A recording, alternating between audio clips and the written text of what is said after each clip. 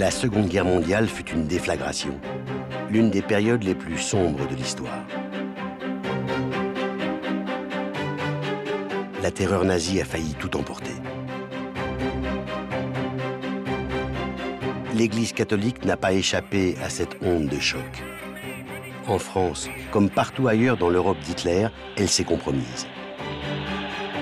Face au régime de Vichy, face à la collaboration et donc face à la Shoah, il y a une faillite de l'Église en tant qu'institution.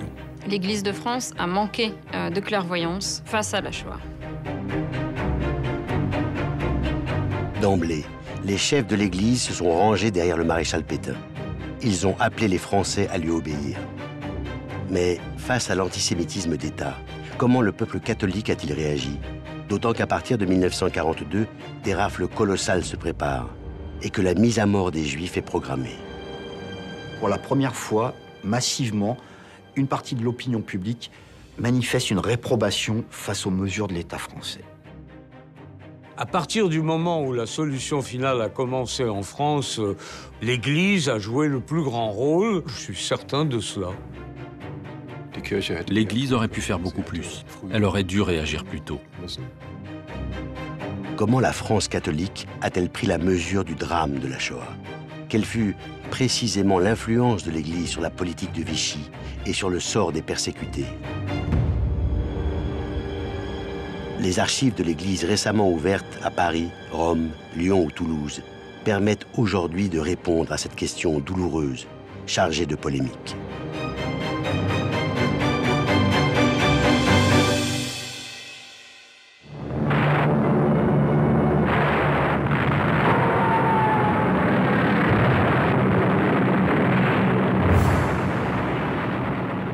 Juin 1940. La France subit une défaite foudroyante, humiliante, dévastatrice.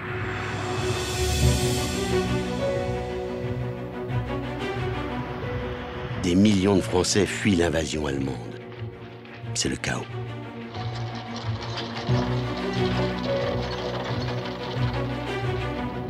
Paris est livré à l'envahisseur.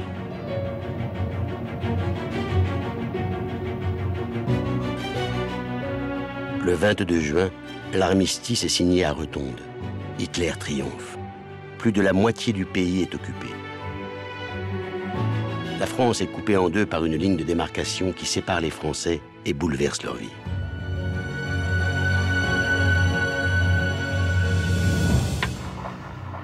Notre défaite est venue de nos relâchements.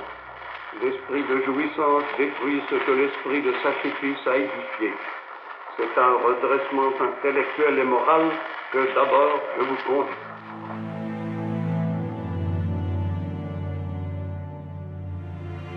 Porté par la catastrophe nationale, le maréchal Pétain obtient les pleins pouvoirs.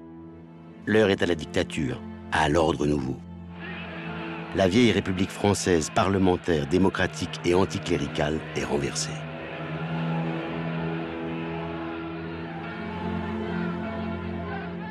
L'Église fait partie intégrante de l'État que veut construire Vichy. Et on est dans un pays qui est vaincu, occupé, aux 2/3, en tout cas en métropole, et une police qui est en cours d'organisation. Or, il lui faut d'autres piliers sur lesquels il puisse s'appuyer pour gouverner le pays. Et l'Église catholique en France est un pilier essentiel, particulièrement à l'époque. 90% des Français sont catholiques. On est baptisé à l'Église, on se marie à l'Église, on meurt en présence d'un prêtre. L'Église continue de rythmer, d'organiser la vie des Français. Nous sommes encore dans une période où il y a de très nombreuses vocations sacerdotales, un taux de pratiquants le dimanche assez élevé, et aussi, du coup, une influence de l'Église dans la société française qui n'est plus du tout la même aujourd'hui. La France est encore un pays qui est majoritairement rural. Le rythme de la vie campagnarde est absolument marqué, scandé par des fêtes qui sont des fêtes religieuses. Le maréchal Pétain n'était pas croyant lui-même. Il a décidé de s'appuyer sur l'Église. Je pense que c'était stratégique. C'était une façon de montrer quels étaient ses appuis qui allait à l'encontre des appuis de la République.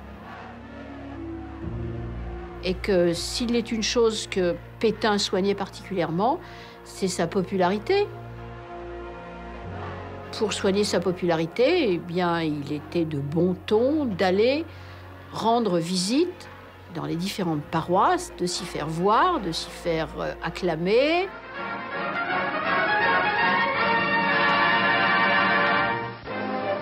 Grand événement à la Bourboule. En toute simplicité, le maréchal vient assister à la messe. La nouvelle s'est répandue à travers la petite ville et le parvis est bientôt noir de monde venu acclamer le chef de l'État. Vichy attend de l'Église catholique qu'elle fournisse une sorte d'armature morale au redressement national. Et Vichy instrumentalise l'Église, évidemment.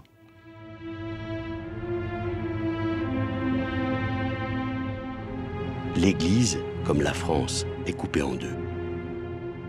En zone occupée, son chef est le cardinal Suard, archevêque de Paris. Récemment investi, cet homme âgé et doux, conservateur et timoré, n'est pas une tête politique.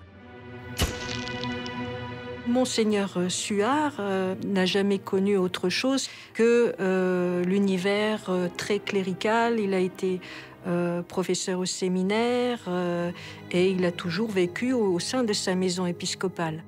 C'est quelqu'un qui n'avait pas véritablement l'envergure politique utile pour faire face à une situation qui était inédite.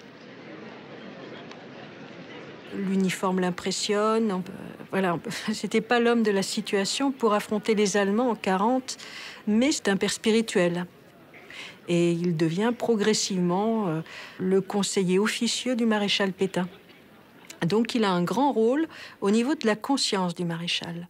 Il va d'ailleurs marier le maréchal pendant la guerre. Maréchal qui vivait en concubinage avec une dame, donc il fallait, si vous voulez, moraliser les choses. En zone libre, l'Église a un chef, un vrai, le cardinal Gerlier, archevêque de Lyon. Primat des Gaules, il est le premier personnage du catholicisme français. Très conservateur et charismatique, c'est un fin politique qui sait où il va et ce qu'il veut. C'est un avocat de formation, il sait s'exprimer, il sait parler publiquement. C'est lui qui est l'auteur de la phrase célèbre « Aujourd'hui, Pétain c'est la France c'est Pétain ». La République à peine renversée, le cardinal Gerlier mène campagne pour que la France se dote d'une nouvelle devise. Dieu, famille, travail, patrie. Le maréchal Pétain ne le prend pas au mot, mais il le suit dans l'esprit. La Révolution nationale encense les valeurs chrétiennes, stigmatise les principes républicains. L'épiscopat est aux anges et se range comme un seul homme derrière le vieux maréchal.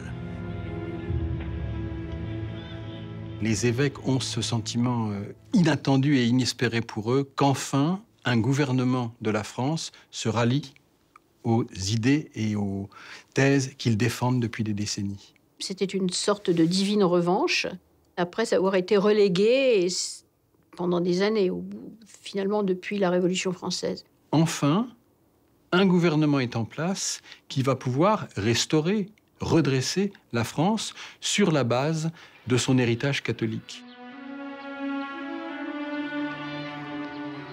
La plupart des attentes de l'épiscopat sont comblées. La laïcité est mise à mal. L'enseignement religieux réintègre les programmes scolaires. Les écoles privées sont avantagées. De nouvelles subventions sont accordées. Les associations catholiques bannies par la République sont réautorisées. Une des premières mesures du régime de Vichy en 40 et qui satisfait grandement les congrégations religieuses, c'est qu'elles peuvent de nouveau porter leur costume religieux, ce que la République avait jusque-là interdit. 24 octobre 1940.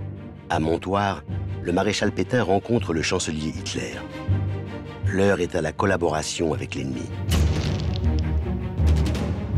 L'opinion est troublée, mais l'Église fait bloc. Plusieurs voix éminentes s'expriment pour soutenir publiquement le chef de l'État.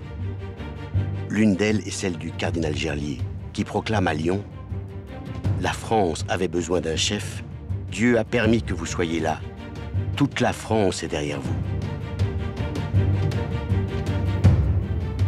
Une autre voix est celle du cardinal Baudrillard, recteur de l'Institut catholique de Paris.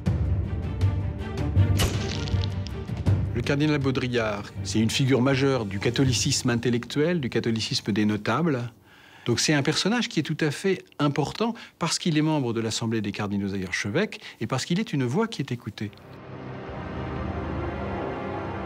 21 novembre 1940. La presse, à la botte de l'occupant, publie une déclaration choc de Monseigneur Baudrillard. La collaboration est une œuvre indispensable à la paix, œuvre où chacun doit mettre du sien. De telles paroles sont du pain béni pour la propagande nazie. L'opinion catholique est déconcertée. Seule une minorité approuve sans réserve au nom de l'obéissance due au maréchal. Les lettres de réprobation affluent à l'Institut catholique. Éminence, permettez à un vieil homme qui ne peut signer parce qu'il craint la censure de la Gestapo et sa vengeance sur les siens de vous dire la stupeur douloureuse où l'a plongé la lecture de votre interview. Français moyen, catholique fervent, patriote, j'ai l'honneur de répondre par mon profond désaccord à votre message. Monseigneur, comment peut-on penser que ce renard d'Hitler est venu faire cette proposition d'amitié à la France sans y être poussé par des raisons puissantes? Très tôt, il y a un écart qui se noue entre ceux qui parlent ou qui pensent parler au nom des catholiques et une partie des fidèles eux-mêmes. Et c'est intéressant parce que la France étant un pays majoritairement catholique, au fond, la réaction des catholiques de base n'est pas fondamentalement différente de la réaction des Français en général. Ce refus spontané, populaire de la collaboration, un catholique va l'exprimer sur le plan spirituel. Ce catholique, c'est Pierre Chaillet. Jésuite, Chaillet enseigne en Autriche dans les années 30 et assiste à la montée du nazisme.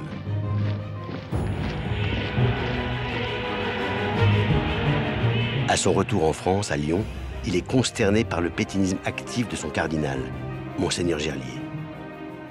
Dire non à Vichy, refuser toute compromission avec le nazisme sont pour lui des évidences.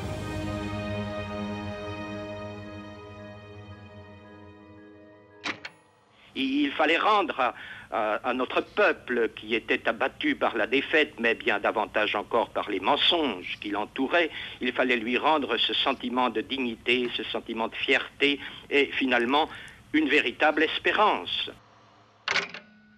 Ce qui est très caractéristique dans cette déclaration du Père Chaillet, c'est les mots « espérance » d'un côté, mais c'est l'insistance sur le mensonge. Il dénonce d'abord et avant tout le silence complice. Chez Chaillet, il y a quelque chose qui est de l'ordre de la révolte de la conscience, du réquisite de la conscience. C'est presque une forme de dreyfusisme chrétien. La conscience ne peut pas accepter une chose pareille, un mensonge pareil. Et donc on s'engage. Mais avant de s'engager, Chaillet a de quoi s'indigner. Le 3 octobre 1940, à Vichy, le statut des Juifs est adopté. Inquiet de la réaction de l'Église, le gouvernement a sondé au préalable les principaux évêques. Aucun ne conteste le principe d'une loi raciale. Certains en rajoutent même dans l'antisémitisme lors de la conférence épiscopale d'août 1940. Dans ses carnets, le cardinal Suard note benoîtement « Il s'agit d'opérer la révolution qui doit nous libérer de l'oppression maçonnique et juive. »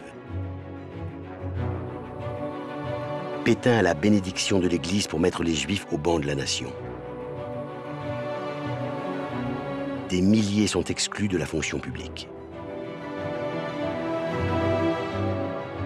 Évidemment, l'Église, par la voix de ses évêques, soutient la politique antisémite du régime de Vichy, avec la conviction très forte, pour le dire vite, qu'il y a un problème juif en France.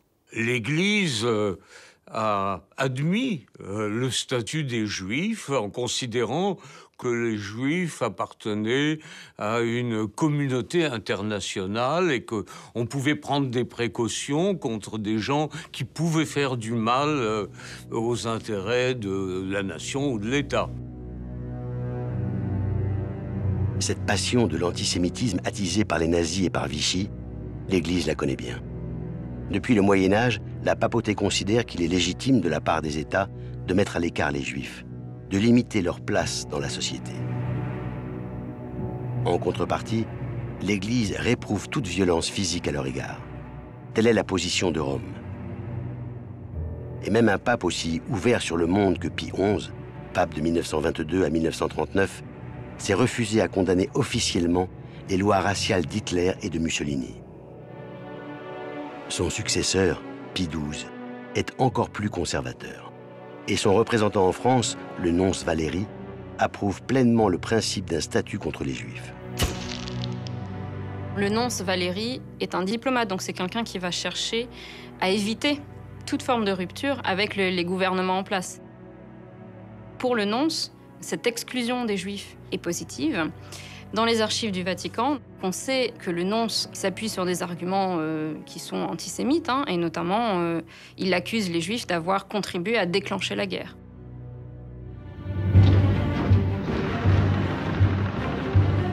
« 1941. Janvier, février, mars. Les troupes d'Hitler volent de succès en succès. Les Britanniques semblent sur le point d'être vaincus. L'amiral Darlan, le nouvel homme fort de Vichy, envisage même de lancer la France dans une collaboration militaire. La politique contre les Juifs se durcit. À Paris vient de s'ouvrir l'exposition « Le Juif et la France ». Statistiques, graphiques, tableaux hallucinants se succèdent. Ils prouvent combien la France, victime de sa générosité et de ses traditions d'hospitalité, s'était enjuivée surtout depuis 1936.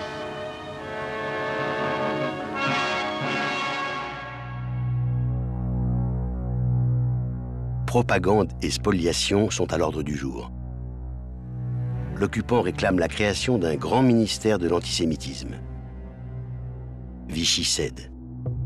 Le commissariat général aux questions juives est institué. À sa tête est nommé un grand catholique, Xavier Vallat. Que ce soit un catholique qui soit mis à la tête de cette politique, c'est un gage.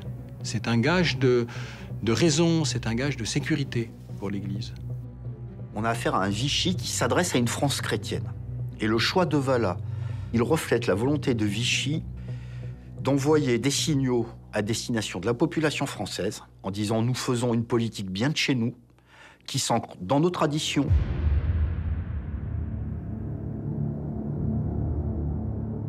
Catholique intégriste et juriste maniaque, Xavier Vallat multiplie les lois anti-juives.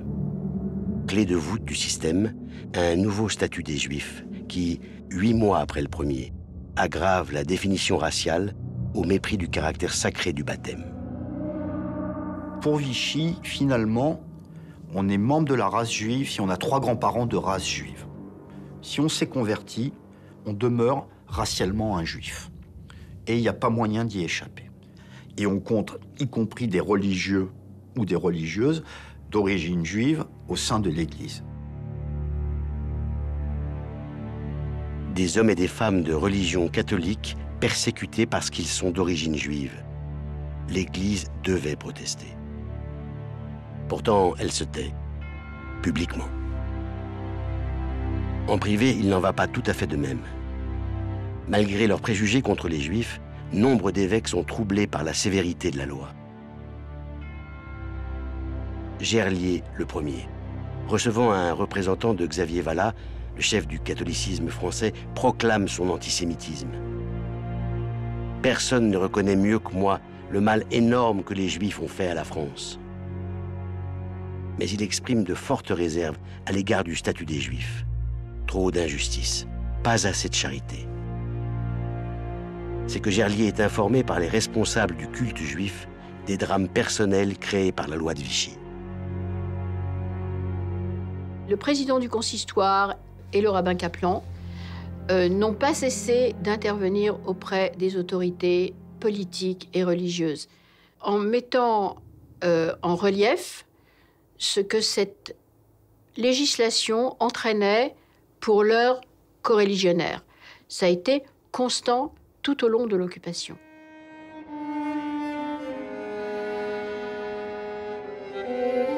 Car il y a plus grave encore que le statut des Juifs. Depuis l'automne 1940, Vichy interne en masse des Juifs étrangers en zone libre. Les conditions de vie y sont déplorables. Associations humanitaires et religieuses, juives, protestantes, américaines, sont à pied d'œuvre pour secourir les malheureux internés. Seuls les catholiques français manquent à l'appel.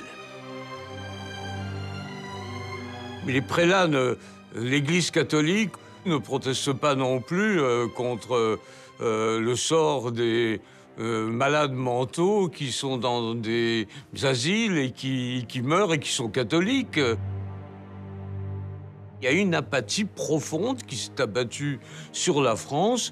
La population, elle, s'inquiétait pour les prisonniers de guerre. Les prisonniers de guerre, c'était les hommes, c'était les chefs de famille, c'était les travailleurs. Et ils étaient au moins 1,5 million en captivité en Allemagne.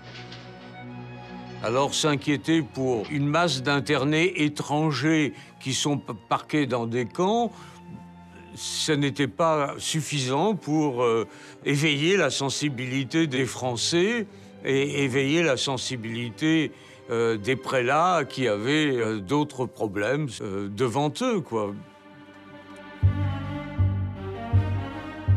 L'hiver 40-41 est dramatique.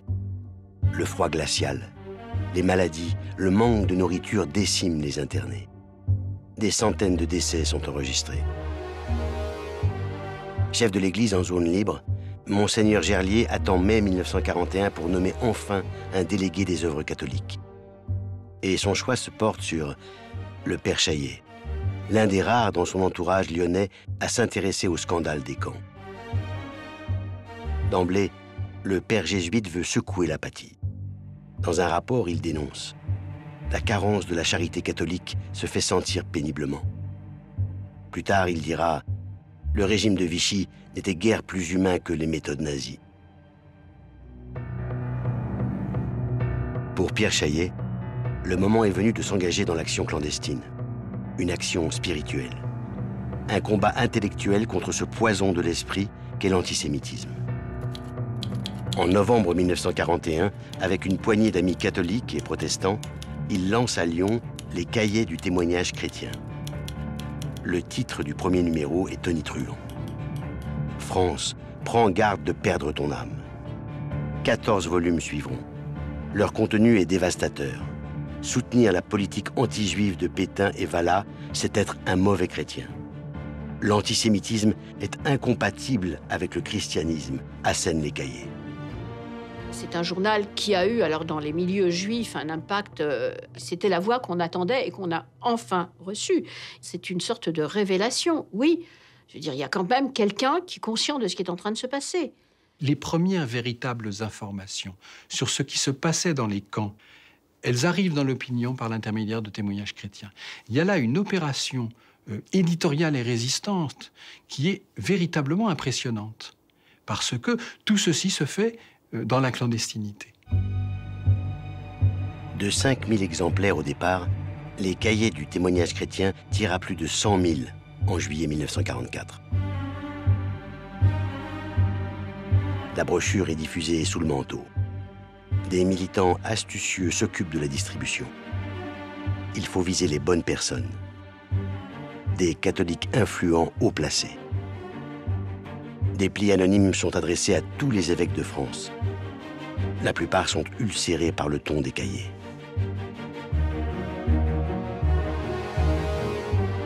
Le cardinal Gerlier convoque le père Chaillet. Il ne mâche pas ses mots. « J'ai lu. Je pense que vous êtes en relation avec ceux qui éditent et distribuent ce cahier. Dites-leur que je leur interdis de continuer. C'est inadmissible. » Ils attaquent le maréchal. D'autres évêques s'insurgent et n'hésitent pas à condamner publiquement la résistance. Au bout du compte, seul Monseigneur Saliège à Toulouse approuve les Cahiers du témoignage chrétien. Âgé de 72 ans, handicapé depuis une attaque cérébrale, l'archevêque de Toulouse se méfie de la politique. Après la défaite, il soutient le maréchal Pétain. Mais indigné par la politique de collaboration avec le nazisme, il déchante rapidement et ne s'en cache pas. C'est un homme extrêmement autoritaire, qui ne s'en laisse absolument pas compter. On ne peut pas dire qu'il soit facile à manipuler, et encore moins facile de lui dicter sa conduite. Du coup, il est assez libre, et quand il a décidé quelque chose, il le fait. Si des catholiques militants s'engagent dans la résistance spirituelle, d'autres s'engagent dans la résistance militaire et agissent sur le terrain pour secourir les persécutés. L'un d'eux est Edmond Michelet, important commerçant de Brive-la-Gaillarde.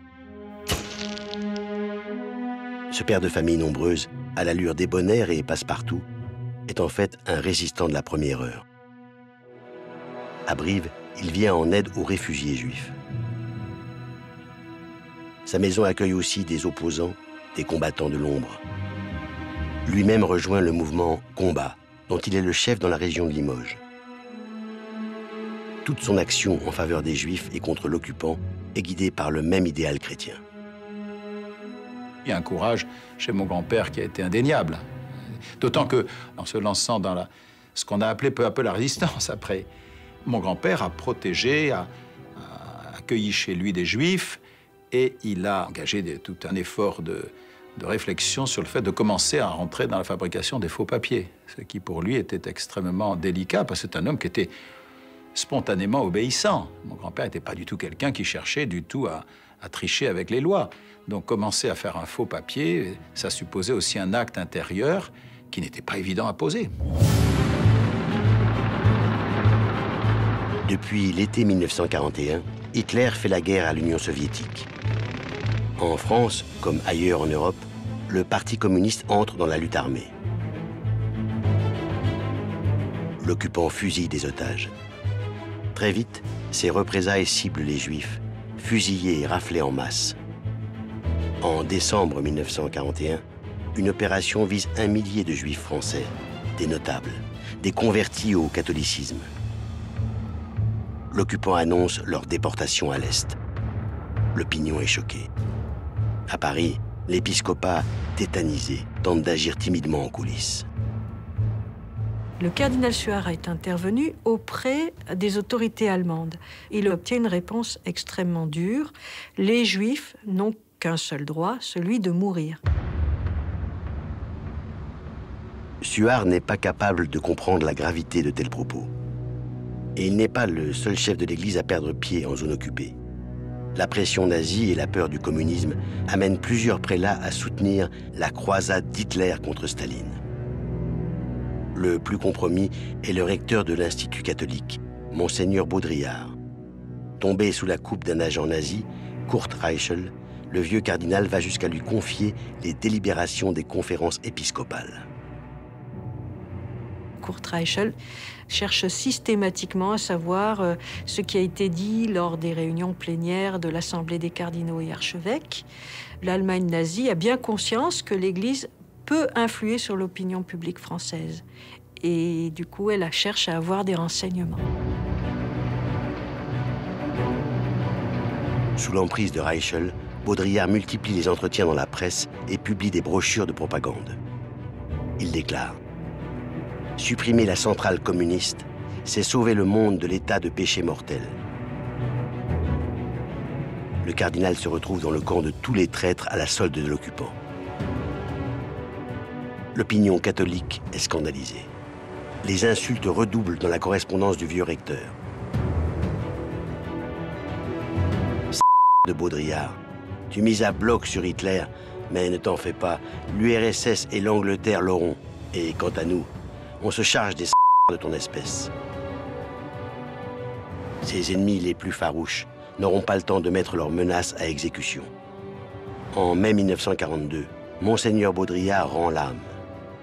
Ses funérailles, officielles, tournent à la grand-messe collaborationniste. À Notre-Dame de Paris, les funérailles se déroulent en présence du président Laval et d'éminentes personnalités civiles et religieuses. C'est un grand Français, une souveraine intelligence qui vient de disparaître. Après la cérémonie, le corps du prince de l'Église devait être porté à l'Institut catholique. Il est mort, voilà, il a reçu l'absolution peut-être aussi, mais peut-être n'est-il pas allé au paradis. Voilà. Au printemps 1942, l'Église de France est débarrassée de l'encombrant Baudrillard. Mais malheureusement, le cardinal a fait des émules. Des catholiques prennent l'uniforme allemand au nom de la défense de la civilisation chrétienne. Un prêtre, Monseigneur Mayol de Lupé, multiplie les déclarations tapageuses dans les meetings collaborationnistes. Aumônier catholique de la LVF, la Légion des volontaires français, il appelle au sacrifice de la jeunesse pour sauver l'Europe chrétienne. Il en a un parmi les autres, et pas seulement un, m'a demandé à offrir sa vie, à donner tout son sang pour la Légion, afin qu'elle soit digne de sa mission, pour que par la Légion, la France redevienne digne de son histoire, de son passé, de sa gloire, la France de Saint-Louis, de Sainte-Jeanne, de Duguesclin, d'Assas, d'Henri IV, de Louis XIV.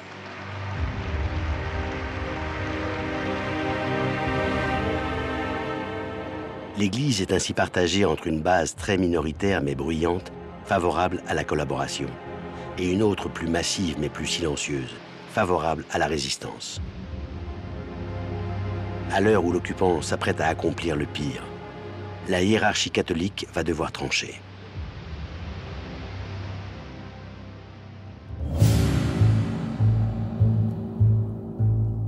Sur le front russe, l'horreur culmine. Des commandos spéciaux de la SS massacrent les populations juives à l'arrière des combats.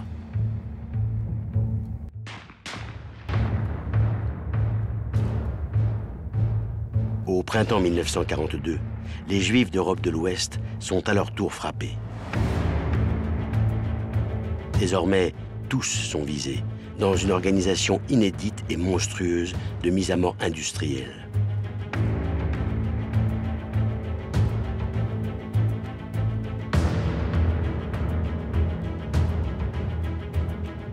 À Auschwitz-Birkenau ou Sobibor, des chambres à gaz sont installées. Pour préparer les esprits en France occupée, les nazis imposent l'étoile jaune. Quand, à Paris, en juin 1942, le port de l'étoile commence à être mis en œuvre, d'un coup, le juif, ce n'est plus un être éthéré, c'est-à-dire ce démon qui suce le sang de la France, comme l'explique la propagande. C'est le mutilé de guerre qu'on croise au coin de la rue, c'est le gamin qui va à l'école avec votre gamin. On passe de la figure éthérée à un être humain incarné qui n'est pas différent. 26 juin 1942, les SS réclament 40 000 juifs au gouvernement français. Revenu au pouvoir depuis peu, Pierre Laval, l'homme des Allemands, se soumet. C'est la logique de la collaboration. Chef de la police de Vichy, René Bousquet est aux manettes. Principal enjeu, Paris, où 90% des Juifs de zones occupées ont été recensés en 1940. Plus de 20 000 Juifs sont visés. La rumeur d'un vaste et terrible coup de filet se répand. Ému, le cardinal Suard rédige une protestation qu'il hésite à rendre publique. L'archevêque de Paris y exprime son émotion douloureuse et sa profonde inquiétude. Le 16 juillet 1942 se déroule la rafle du Veldiv. Alors que les opérations battent leur plein dans les rues de Paris, Bousquet, qui a eu vent du projet de Suard, bondit à l'archevêché. Il est menaçant. Les Juifs sont destinés à disparaître du continent. Qui les soutient est contre nous. Pour Bousquet, et en fait le régime, il faut que l'Église demeure un allié sûr. Autrement dit, que l'Église ne proteste pas et surtout ne vienne pas en aide aux gens qui doivent être livrés. Suard cède. Il renonce à envoyer sa lettre. La grande rafle n'est pas contrariée par la protestation de l'archevêque de Paris. Des milliers de familles juives sont conduites au vélodrome d'hiver dans le silence et la consternation.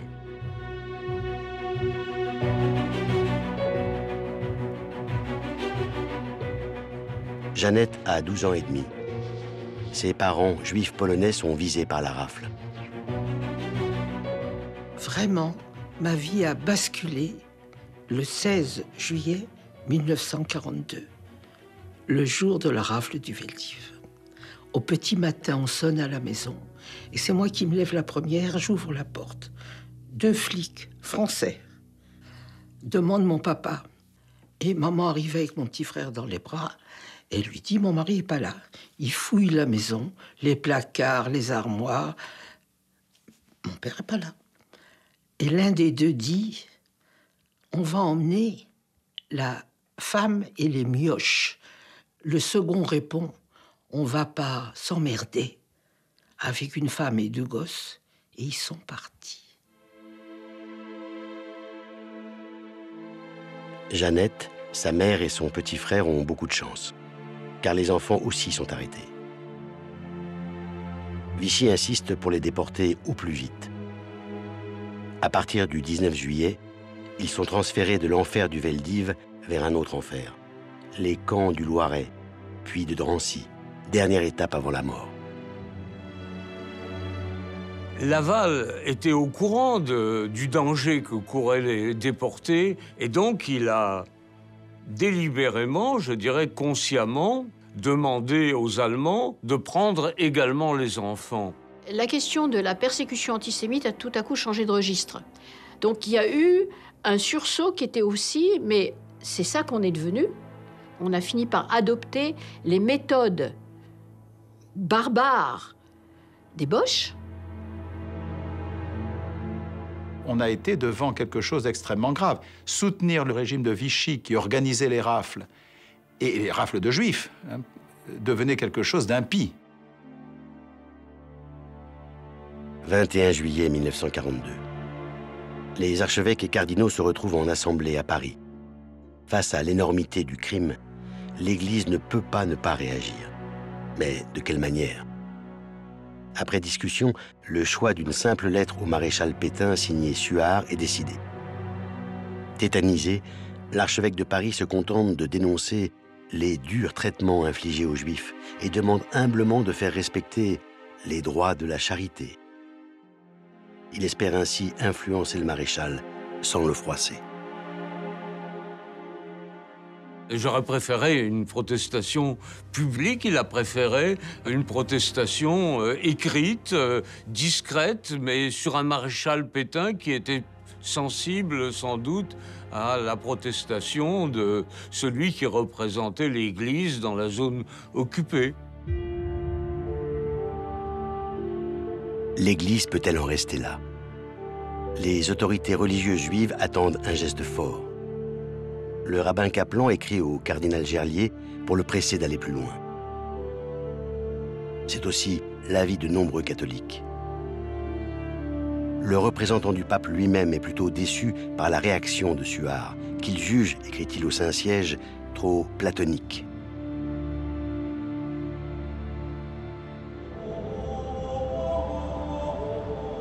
Le nonce Valéry va profiter du grand pèlerinage annuel au Puy-en-Velay pour tenter de faire bouger l'Église de France.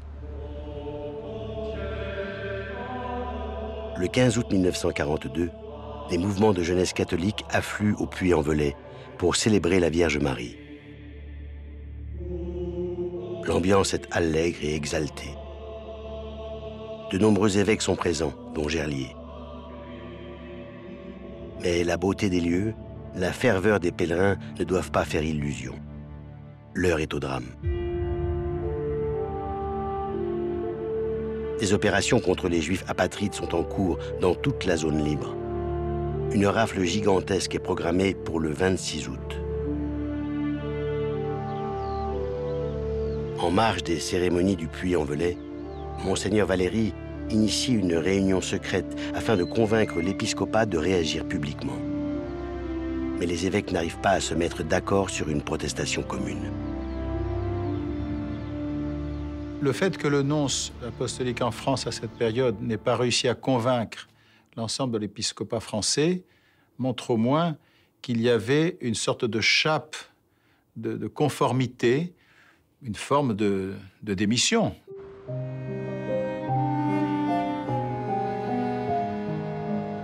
Finalement, une voix s'élève, celle de Monseigneur Saliège à Toulouse. L'archevêque a rédigé une lettre pastorale lue dans les églises de son diocèse le dimanche 23 août 1942, 3 jours avant la grande rafle. Que des enfants, des femmes, des hommes, des pères et mères soient traités comme un vil troupeau et embarqués pour une destination inconnue, il était réservé à notre temps de voir ce triste spectacle. Les Juifs sont des hommes, les Juives sont des femmes. Tout n'est pas permis contre eux. Ils font partie du genre humain. Ils sont nos frères, comme tant d'autres. Un chrétien ne saurait l'oublier. Pour la première fois, une protestation publique retentit dans la France des années noires. C'était courageux de le faire. On pouvait continuer à rester en silence, sauf qu'on était devant des exactions avec de la maltraitance touchant les Juifs, et que ça devenait absolument intolérable pour une conscience simplement humaine. Vichy, Laval, Bousquet sont furieux. Et ils le sont d'autant plus que l'écho de la protestation est extraordinaire. Saliège est submergé de félicitations, de remerciements pour son acte courageux. Lu à la BBC, imprimé sous toutes les formes, sa lettre sera le tract le plus diffusé de l'histoire de la résistance.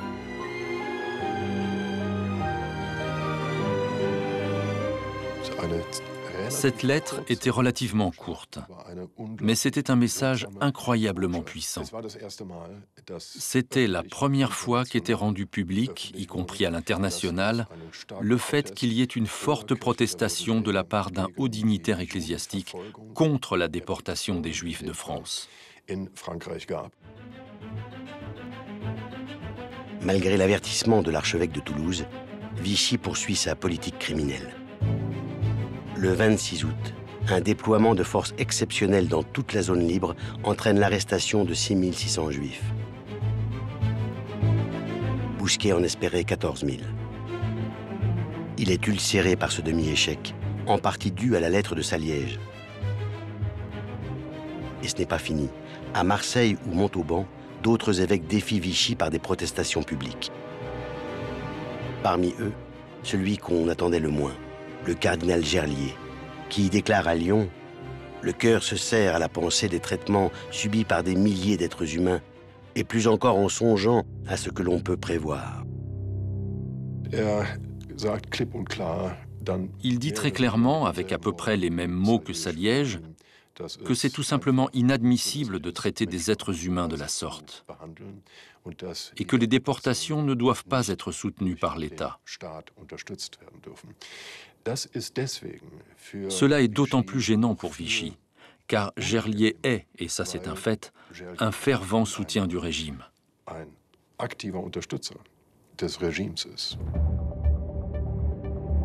Incapables de s'entendre sur une déclaration commune, les évêques protestataires ont pourtant été encouragés par le représentant du pape.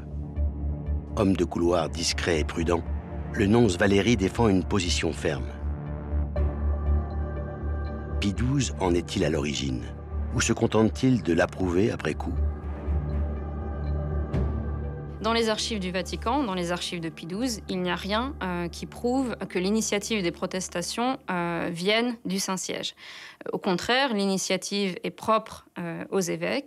Les protestations sont connues du Saint-Siège par la transmission qu'en fait le nonce, et le Saint-Siège se contente de constater donc l'existence de ces protestations sans approbation ou sans réprobation. Le pape a fait le choix de laisser agir son représentant et ses évêques en France, et de se taire. C'est toujours avec la même prudence qu'en décembre 1942, alors que l'extermination des Juifs est dénoncée par une déclaration officielle des Alliés, que Pie XII se contente dans son message de Noël d'une simple allusion, d'où le mot juif est absent. Questo voto l'umanità lo deve alle centinaia di migliaia di persone, le quali senza veruna colpa propria, talora solo per ragioni di nazionalità o di stirpe, sono destinate alla morte o ad un progressivo deperimento. Dans ce message, il y a deux mots absents, le mot juif et le mot nazi. Ce n'est pas une claire condamnation des atrocités nazies contre les Juifs. Pie XII n'a pas protesté publiquement contre l'assassinat de milliers de prêtres en Pologne. Pourquoi voulez-vous qu'il proteste publiquement pour l'assassinat des Juifs? C'était un diplomate, il a pris la position dès le début de ne pas faire de déclaration publique. Il a eu tort, pour lui-même, il a eu tort. Pour moi, Pie XII est d'abord quelqu'un qui s'est laissé emprisonner dans une certaine stratégie politique avec le régime nazi, stratégie au travers de laquelle il se mettait en situation d'être contraint de se taire. Par ailleurs, Pie XII est quelqu'un qui s'est en quelque sorte déchargé d'une partie de ses responsabilités sur ses épiscopats, sur les autorités locales, sous couvert de ne pas les mettre en difficulté. En France, c'est le très pétiniste cardinal Gerlier qui prend sur lui d'assumer politiquement, en septembre 1942, la protestation des évêques. Le primat des Gaules fait habilement pression sur le gouvernement et son préfet à Lyon. L'opinion catholique, assure-t-il, n'acceptera pas de nouvelles grandes rafles en zone libre.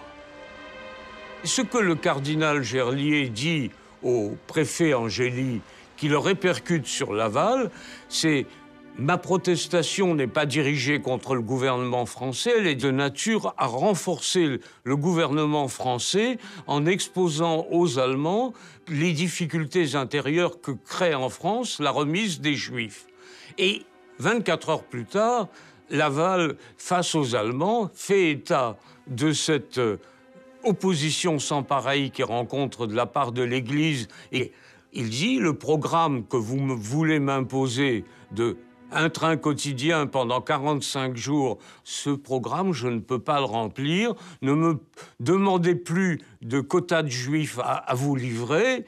Je fais de mon mieux. Les chefs de SS, qui sont les maîtres de la politique allemande en France, disent à Laval, nous comprenons bien votre point de vue et nous l'admettons.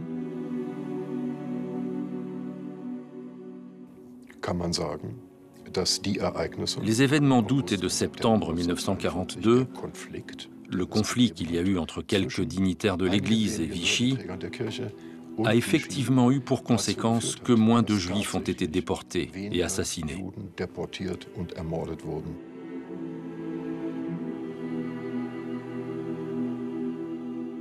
La protestation prophétique de Monseigneur Saliège et celle plus politique du cardinal Gerlier ont sauvé des milliers de vies. La machine infernale, mise en branle par Laval et Bousquet, n'est pas arrêtée, mais elle est soudainement ralentie.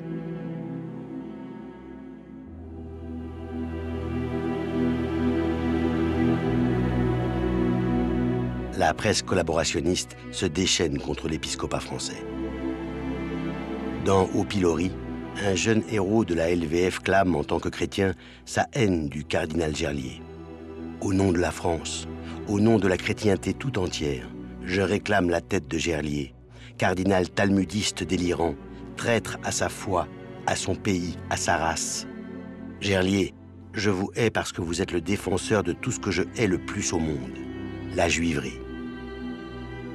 La haine des collabos est d'autant plus forte que le cardinal Gerlier ne s'est pas contenté de protester publiquement et de peser sur la politique de Vichy. Il a couvert une opération de sauvetage.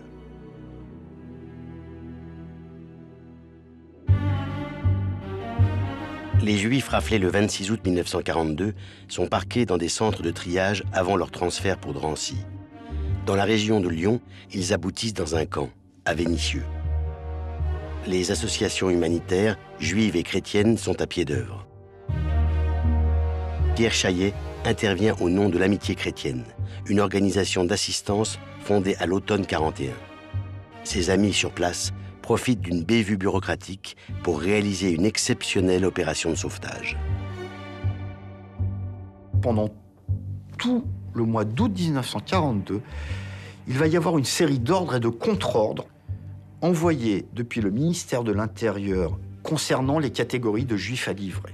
Vichy se rend compte que certaines catégories doivent être exclues, qu'il faut mettre en place des catégories d'âge, ce qui fait qu'on va avoir quasiment une demi-douzaine de télégrammes qui vont se succéder jusqu'au déclenchement de la rafle. Et ce qui va se passer à Vénissieux, c'est qu'on a affaire à des gens qui vont profiter de ce désordre administratif, de cette incompréhension dans les différents télégrammes, pour réussir à faire sortir les enfants en prétextant qu'ils échappent aux instructions qui ont été envoyées finalement par Vichy. À la barbe des autorités, une centaine d'enfants sont exfiltrés puis placés dans des familles ou des institutions religieuses. Le préfet de Lyon insiste pour les récupérer. Gerlier refuse et couvre entièrement l'action du père Chaillet. L'affaire fait grand bruit. L'opinion est alertée. Des tracts à l'honneur de Gerlier circulent. Vous n'aurez pas les enfants. L'Église de France se dresse contre l'ignoble Tartarin raciste. Français de toute opinion, de toute croyance, écoutez l'appel de vos consciences. Ne laissez pas livrer des innocents aux bourreaux. Vichy et son préfet doivent céder. Ils renoncent aux enfants. Le 2 septembre, Chaillet est envoyé en résidence surveillée en Ardèche. Le gouvernement peut difficilement prendre une sanction plus sévère. Chaillet en a bien conscience. Il écrit à Gerlier « Je serai toujours moins à plaindre que nos prisonniers entre leurs barbelés. » Le révérend père Chaillet et les Amitiés chrétiennes ont sauvé l'honneur de l'Église. Mais alors, en énorme. Parce que non seulement ils ont parlé là où il y avait le silence, non seulement ils ont agi, ils ont été les moteurs de l'action, et ils ont été les seuls à le faire. Parce que la résistance ne l'a pas fait. Il y a eu là une espèce d'autisme des organisations résistantes à l'égard de la persécution des Juifs. Les mouvements résistants ont d'autres priorités. La guerre, la lutte contre l'occupant. Mais parmi eux, des catholiques écoutent l'appel de leur conscience et aident les Juifs. En Corrèze, Edmond Michelet vient, en août 1942, d'échapper à la justice de Pétain pour ses activités clandestines. À Brive, des Juifs sont visés par la Grande Rafle. Michelet prend sur lui de conduire une douzaine de fillettes à l'abbaye d'Aubazine, où il sait qu'elles seront bien accueillies par les religieuses du Saint-Cœur de Marie. Quand mon grand-père est entré dans un chemin dont il a senti très vite qu'il y aurait peut-être des conséquences qui entraînaient quelque chose d'irréparable pour lui et pour sa famille, il a réfléchi avec son épouse. Il ne s'est pas lancé les yeux fermés, mais il ne savait pas où ça le conduirait. Comme Michelet, d'autres catholiques prennent leurs responsabilités. Mais désormais, ils ne sont plus seuls. Le haut clergé les soutient. En 1942, l'Église de France sait maintenant où est son devoir. Sauver le maximum de vies humaines. Dans plusieurs diocèses, les évêques font le choix de couvrir des actions clandestines, illégales, de sauvetage. Un diocèse, au point de départ, c'est une entité territoriale dirigée par un évêque. Donc on obéit à l'évêque. Et si l'évêque décide qu'on cachera des Juifs, on cachera des Juifs. Mon grand-père, qui a entendu l'appel de Monseigneur Saliège, a caché une jeune femme juive jusqu'à la libération. La priorité a été donnée au sauvetage des enfants. Parce qu'il est plus facile de trouver un abri pour un enfant que de trouver un abri pour des familles entières ou pour des adultes. Refroidi par les protestations de l'été 42, Vichy ne réprime pas l'aide aux persécutés en zone libre. Des milliers de Juifs sont ainsi cachés et mis en sécurité. Mais le 11 novembre 1942, le débarquement allié en Afrique du Nord entraîne l'invasion de la zone libre par l'Allemagne et l'Italie. L'étau se resserre. Seul refuge inespéré, la zone d'occupation italienne dans le sud-est où les Juifs sont traités avec bienveillance. Le répit dure 9 mois.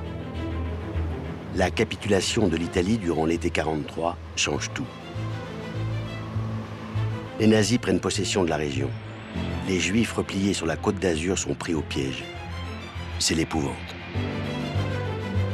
L'armée contrôlait les gares, contrôlait les routes. Il était difficile de quitter Nice. Il n'y avait pas beaucoup de possibilités d'échapper à la situation d'être traqué. Mon père a construit un double fond dans un placard. C'est tout ce qu'il pouvait faire. Et lui, il s'est livré. Et Bon, ça a empêché les Allemands de trop chercher dans l'appartement, mais ils sont quand même entrés dans le placard, mais ils nous ont pas trouvés. Les familles, les enfants sont très menacés. Mais une incroyable opération de sauvetage va être initiée au cœur même de l'évêché de Nice.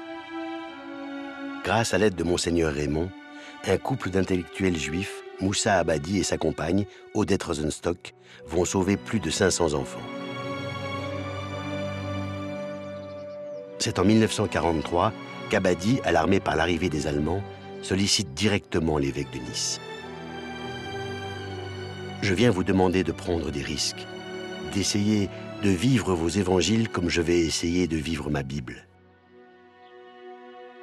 Vous pouvez me jeter dehors, vous pouvez me chasser, mais sachez que sans vous, je ne pourrai pas sauver les enfants.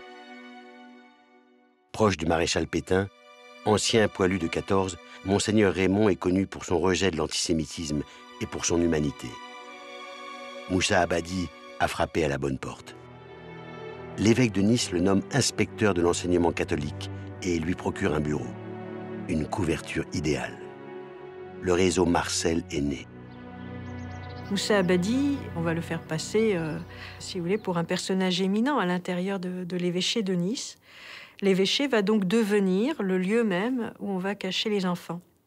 On va d'abord les rassembler dans un monastère cloîtré, chez les Clarisses de Nice, où on va ensuite les répartir entre les communautés religieuses dans la population non juive. Le couvent des Clarisses. Qui devinerait que ce monastère paisiblement installé sur la colline de Cimier constitue la plaque tournante du sauvetage des enfants juifs à Nice. C'est là qu'on leur apprend à changer d'identité. C'est là que Moussa Abadi distribue faux papiers et certificats de baptême. Il en fabriquera 1 millier. Jeannette Souita, 14 ans, devient ainsi Jeanne Moreau, née à Marrakech, avant d'être envoyée dans un couvent à Grasse. Quand on est dans une nouvelle classe, au bout de 2 jours, 3 jours, le professeur principal vous donne un petit papier pour vous marquer vos coordonnées. Jeanne Moreau, je sais écrire. Mais Marrakech, je ne sais pas écrire. Et je me dis, si je fais une faute d'orthographe dans le nom de ma ville natale, on va me prendre pour une demeurée. Je ne suis pas complètement demeurée. Et il me prend un espèce de fou rire nerveux. Et vous voyez, j'ai la tête dans mes bras. Mais sœur Marie-Adèle, qui était là, a vu qu'il y avait quelque chose qui n'allait pas. Elle est venue à moi. Tu t'appelles Jeanne Moreau? Oui, ma sœur. Où tu es née? À Marrakech, ma sœur. Elle écrit Marrakech, Maroc. Elle me donne une petite tape sur la joue. Allez, va t'asseoir. Ce qui ressort de tout ça, c'est cette peur viscérale qu'on éprouvait nuit et jour. Monseigneur Raymond s'est engagé à ce que les enfants ne soient pas baptisés, à ce que leur judéité soit respectée. Nice est exemplaire. Ici, nul prosélytisme. On sauve des enfants en leur apprenant à se fondre dans le paysage. J'ai appris le « Je vous salue Marie » et le « Notre Père ». J'ai mis toute une nuit à apprendre ça. Parce que le « Je vous salue Marie », je ne comprenais même pas ce que ça voulait dire. Et le fruit de vos entrailles est béni, je ne comprenais même pas ce que ça voulait dire. Mais bon. Alors j'ai tout fait, sauf je n'ai jamais été communiée. Il me semblait que ça aurait été... Enfin, je n'ai pas pu.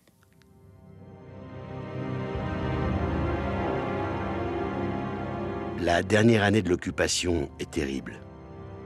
Si la police de Vichy hésite à prendre d'assaut les couvents, la Gestapo n'a aucun état d'âme. Alors qu'elle sillonne le département pour trouver des hébergements aux enfants, Odette Rosenstock, compagne de Moussa Abadi, est arrêtée et déportée à Auschwitz. Accusé d'aider les Juifs et la résistance, Monseigneur Saliège est à son tour arrêté à Toulouse. Handicapé, âgé, l'archevêque est finalement épargné. Les résistants catholiques ont eux aussi payé un lourd tribut. En 1943, le père Chaillet échappe de peu aux griffes de la Gestapo. Edmond Michelet n'a pas cette chance. Mon grand-père sait qu'il est dans le collimateur, il sait que tôt ou tard, il sera coffré. Et psychologiquement, ce qui est un peu surprenant, le matin donc, du 25 février 1943, au moment où il allait partir à la messe, il est arrêté à l'heure du laitier, dit-il, dans son témoignage, et sa première réaction a été une réaction de soulagement, figurez-vous. C'est qu'il n'allait pas de soi pour un catholique respectueux des lois et des institutions de naviguer dans l'action clandestine. En septembre 1943, Edmond Michelet arrive à Dachau. Le camp est aux mains des SS. Déporté politique, il s'adapte à l'horreur concentrationnaire. Rayonnant, il organise une vie intellectuelle et spirituelle. Et il survit. Le 6 mai 1945, Dachau vient d'être libéré. Une équipe de militaires américains interroge le résistant catholique qui parle anglais. To what do you owe the fact you believe that you are alive now, that you didn't perish like... To the providence, to the providence. I am a Roman Catholic and I do believe in God, you know. I'm obliged to believe in God. Well, thank you. Find it to the providence. Thank you. Thank you.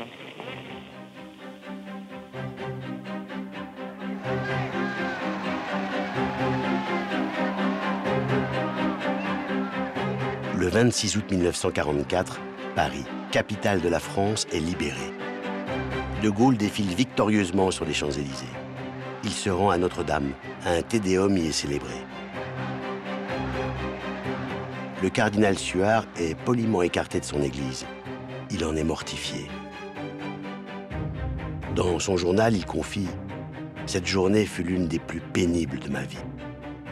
Un mois plus tard, Pie XII lui adresse une lettre réconfortante, comme si l'archevêque de Paris avait vécu un drame. Dans cette lettre, le pape loue l'esprit de sacrifice avec lequel il a servi la cause sainte de l'Église pendant l'occupation allemande. Pie XII ne veut pas, ne peut pas comprendre ce qu'on reproche à Suard, si soumis à Pétain, si défaillant face à la persécution des Juifs. Pie XII considérait que l'épiscopat français avait rempli son rôle. Et il n'était pas du tout disposé à demander à ce que ces évêques quittent leurs fonctions. L'Église a soutenu Vichy, jugé nul et non avenu par le général de Gaulle. Plusieurs évêques sont dans le collimateur de la résistance. Le représentant du pape, le nonce Valéry, est renvoyé. Ce qu'il a fait pour les Juifs en 1942 n'est pas porté à son crédit. On lui reproche d'avoir été proche du maréchal Pétain. Très peu d'évêques pourtant sont écartés. L'Église est un pilier de la société. Lui-même profondément catholique, de Gaulle ne peut pas se permettre un affrontement ouvert. Autant le maréchal Pétain a été accueilli avec beaucoup d'enthousiasme en 1940 par l'épiscopat français, autant le général de Gaulle a été accueilli très fraîchement par eux, considéré tantôt comme un agent du communisme soviétique, tantôt comme un opportuniste, en tout cas comme quelqu'un qui avait trahi la France en fuyant à Londres en 1940. Et donc de Gaulle savait très bien qu'il avait besoin de l'Église pour pouvoir mener une politique de reconstruction nationale. L'Église de France est épargnée, Pie XII aussi. Dans un monde en proie à la peur des totalitarismes, le pape est plus populaire que jamais. Et ce, jusqu'en Israël. À la fin de la guerre, Golda Meir venait baiser la main du pape et pratiquement tout le monde chantait les louanges de Pie XII. Tous les juifs, en tout cas. Ce n'est qu'en 1963 que la polémique naît. 5 ans après la mort de Pie XII, une pièce de théâtre met le feu aux poudres. Le Vicaire, joué au théâtre de l'Athénée à Paris. Son auteur, un jeune dramaturge allemand, assure que Pie XII, informé de l'existence des camps d'extermination, aurait fait le choix de ménager Hitler par raison d'État. Ainsi donc, on n'a rien fait du tout. La raison d'État interdit de traiter M. Hitler comme un bandit. Il doit rester comme un interlocuteur valable. Nous n'avons pas le choix. Les archives de Pie XII viennent d'être ouvertes à Rome. Elles confirment que le pape était parfaitement informé des crimes nazis et de la Shoah. Et elles confirment son impuissance à les dénoncer. Le Vatican sait, mais traite cette information de manière très lente et avec un certain scepticisme. Par ailleurs, la question juive et le sort des Juifs est une question tout à fait, en réalité, secondaire pour le Saint-Siège, qui est plus préoccupé par sauvegarder, disons, les intérêts de l'Église dans les différents pays en guerre. Les faits sont à peu près établis, c'est-à-dire qu'on peut expliquer pourquoi Pie XII s'est tué, on peut assez bien le comprendre. À la question morale du silence, il n'y aura jamais de réponse définitive. Dans son testament, Pie XII reconnaîtra la faillite des premières années de son pontificat. J'ai conscience des échecs et des fautes dont j'ai été imputable dans une époque aussi grave. Quant à l'Église de France, elle exprimera publiquement ses regrets en 1997. Reconnaissons aussi que l'Église en France a alors failli à sa mission d'éducatrice des consciences et qu'ainsi elle porte, avec le peuple chrétien, la responsabilité de n'avoir pas porté secours dès les premiers instants, quand la protestation et la protection étaient possibles et nécessaires, même si par la suite il y eut d'innombrables actes de courage. Nous confessons cette faute, nous implorons le pardon de Dieu et demandons au peuple juif d'entendre cette parole de repentance.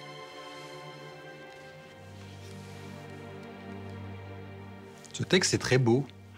C'est un texte qui a une vraie portée historique, qui a pour moi une portée historique forte. C'est un texte qui est l'honneur de l'Église de France, j'ai envie de dire. C'est beaucoup plus qu'un simple aveu de péché. C'est le récit d'une implication tragique de l'Église qui s'est rendue coupable, qui s'est rendue complice, alors qu'elle aurait dû et aussi pu agir mieux. J'ai écrit au cardinal Lustiger en lui disant « Ne le faites pas parce que c'est faux.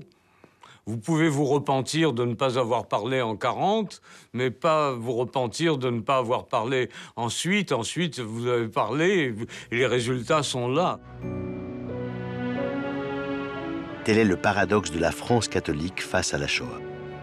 C'est précisément parce qu'elle a soutenu Pétain et sa politique en 1940 que l'Église a pu peser de tout son poids en 1942, au moment tragique des rafles, et contrarier les plans nazis. Si les 3/4 des Juifs ont pu survivre en France, c'est aussi en partie à l'action des évêques qu'ils le doivent.